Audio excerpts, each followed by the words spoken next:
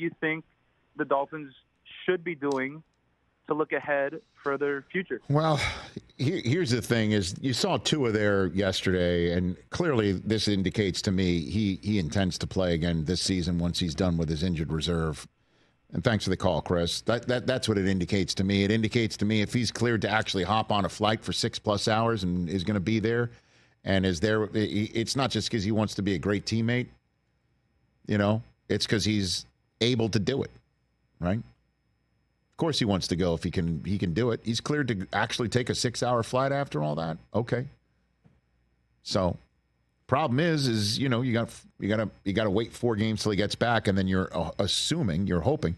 I do hope he wears one of those caps if he comes back. Yes, I think so too. Go ahead and play football with it. Yeah, why Who not? cares? You've seen other players around the league wearing them. It looks fine. I don't care. What are you worried about the way it looks?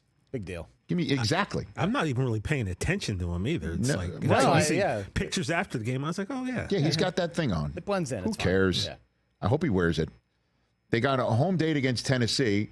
By the way, this is a revenge game for Miami as far as I'm concerned. Them slipping up in this game led to them, in part, playing in sub-zero weather in the playoffs. Yeah. No doubt. Okay? And they blew that one. That was the one that Will Levis suddenly... Dude, they were up 14 with like 4 minutes to go and lost. Right. And then they're at New England before a bye, at Indianapolis after that, and I believe that's when they can get Tua back. He's got to miss 4. I thought it was just 4 weeks, not 4 games. Well, if it's 4 weeks, then they get him back. Yeah, after the bye week, right? Right. Yeah. And unfortunately, though, Miami is the first team to get down to their 3rd string quarterback this year, unless you call Heineke that. In Los Angeles, he played in place of the injured Justin Herbert when he limped out of the game in Pittsburgh yesterday. X-rays negative on Correct. Herbert today. But, I mean, Tim Boyle out there. And trust me, as an observer of the Jets, I found it somewhat ironic that the 3rd string quarterback for the Dolphins is the one who threw the Fail Mary to them last year. So that's the Black Friday moment. Yep. I mean, obviously you got to be concerned for Miami's season, but it's still early.